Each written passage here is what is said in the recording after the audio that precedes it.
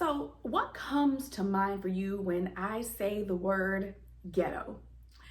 Hello, guys, welcome to my channel. This is Get Real Estate with Sheena. I'm so glad that you're back. Let's hop right into today's topic.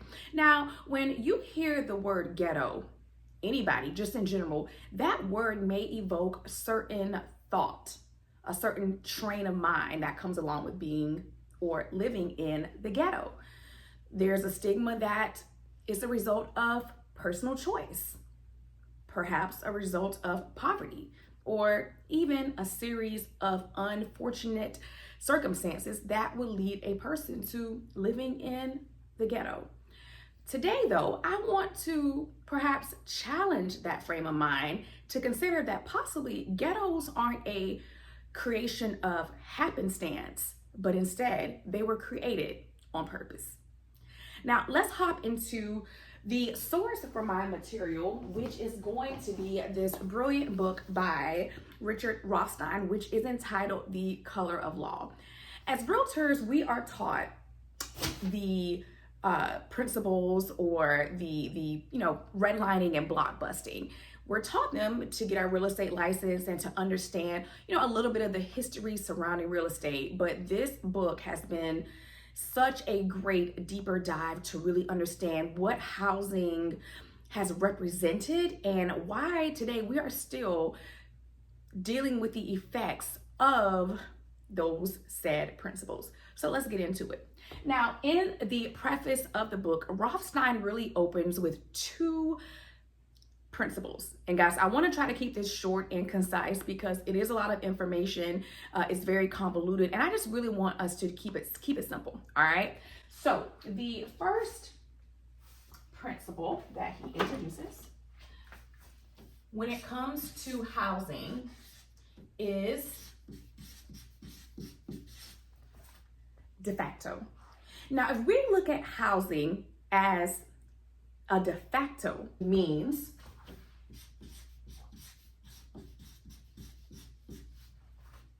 by fact or by accident, meaning people started to trend in housing to live where they chose to live because of personal choice, meaning we all decided to live together because we're of the same likeness. We all go to the same church. Now, of course, segregation existed at this time, so Black people had to live amongst each other, okay?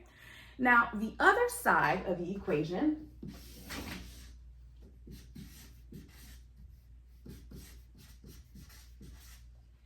is de jure. Now, de jure means by law, okay? Basically something that was mandated.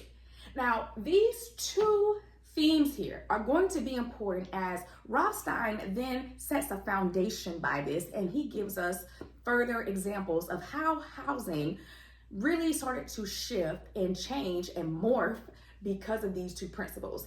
And at first, we're going to stop in San Francisco, where he titles the first chapter, If San Francisco, Then Everywhere. All right, guys, before we virtually head over to San Francisco, I do want to make one more point that Rothstein outlined, which is going to be critical.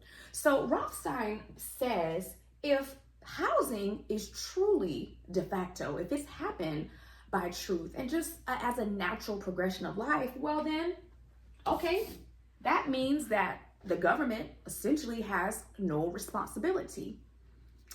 On the contrary, if we go back and we study and we figure out that things were really shaped by de jure, well, the proverbial writing is on the wall, and we, each of us, Black, white, and everybody else, okay, has to do our part, each of us, in order to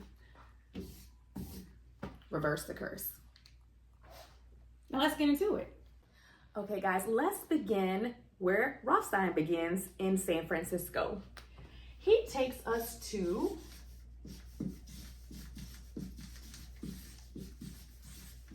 Richmond.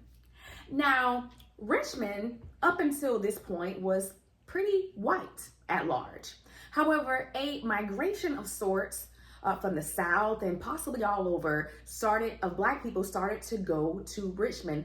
The war was happening at this time, and there was so much constraints. So the war industries were forced to start hiring white women and then Black men, followed by, lastly, Black women. So this wasn't really a desire at the time, but really, again, it was a necessity because of all the constraints of probably white men who were largely at war. So during this time, the need for public housing became great because you have this influx of people coming in. So they start with public housing. Again, obviously, we know that segregation is in effect at this point. So Blacks were giving public housing around railroads, okay, around areas that are arguably not as desirable. In real estate, we know it's always location, location, location. On the contrary, the public housing that whites were offered were further inland, you know, alluding to me that they were probably a bit more desirable. Now, Blacks were given public housing that was, from what I could understand, not as sturdily constructed and therefore meant to be temporary, whereas the housing that was provided for whites was a little bit more sturdy and therefore more permanent. So already we're kind of seeing an inequality when it comes to the housing and the living conditions. Also, during this time, whites were allowed, or they maybe even required, sorry, it's so much information, so I'm trying to give you guys the Cliff Notes version, but they were allowed to have war, I think they called them war tenants, who would come in and be able to kind of essentially rent out a room. So already we can see that there's some equity that's being built here. The bank was also furnishing low interest loans in order that they could do different types of renovations on their homes. So we're seeing already how a wealth gap is being determined. Now, as we fast forward into this, essentially a housing boom that is created, the government develops a recruiter to develop a new suburb called Rollingwood. Now, it was written that Rollingwood was not to be purchased by any African Americans. It was only for whites. So if we go back to our example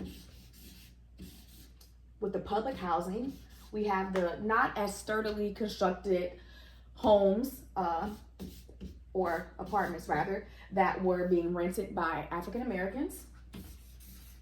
And we have our homes that are more inland, that are being lived in by whites.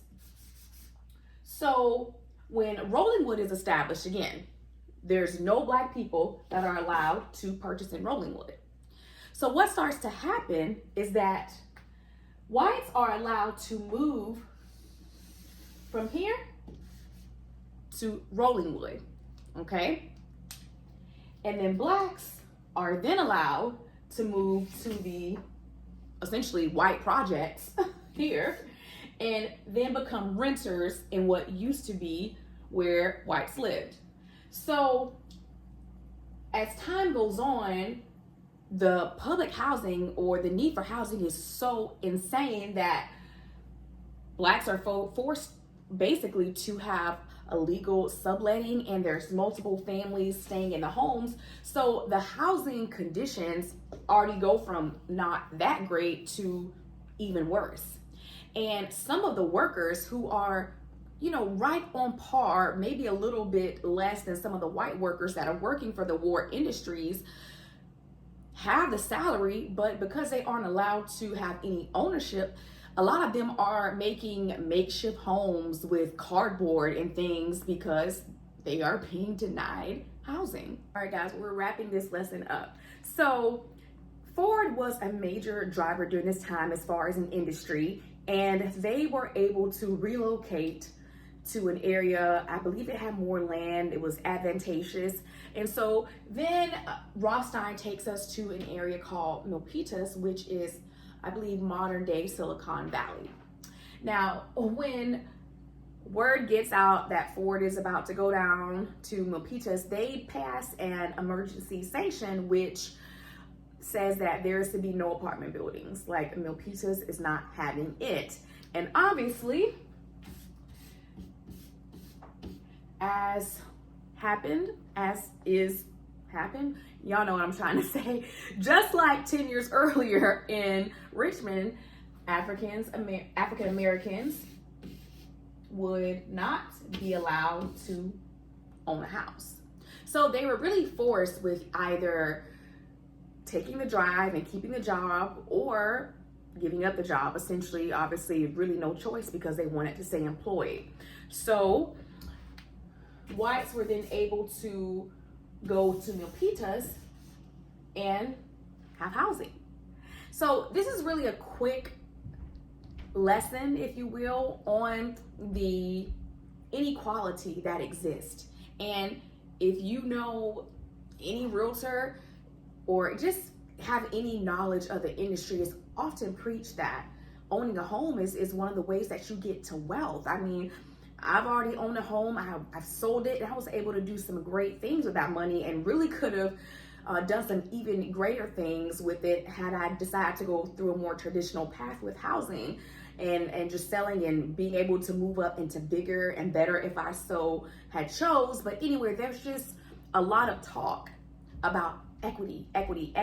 But sometimes I don't think we as realtors really understand the gravity of what that means, especially if you are a Black person in this country, and knowing the history of what was denied from us for so long. And you can go back and watch a previous video that I've done, but being in real estate for 10 years plus now, I've always been good at it. I've been great at it, but going back and really learning the history in housing has really just gave me a greater advocacy for the industry and the people, because it really is a beneficial, not just a beneficial thing, but it is a way to create wealth and to shift generations. And for Black people, it really is a reclamation of sorts in more ways than one. So I hope you enjoyed this lesson. Excuse me, I was a little all over the place, y'all, trying to remember so much information that Rothstein put in, but it was all needed. I will be back with another lesson, and if you have any questions, please drop them in the comments. If you have any topics that you want to hear from me, drop them below. And if you are looking in the Atlanta area, the greatest city in the United States, okay, then please reach out. I'm happy to assist you. There's so much to do here in Metro Atlanta, and the housing is just beautiful. Again, there's just so much opportunity, and you need to take a piece of the pie. All right, I will see you guys in the next video. Until then, get real estate with Sheena. Take care.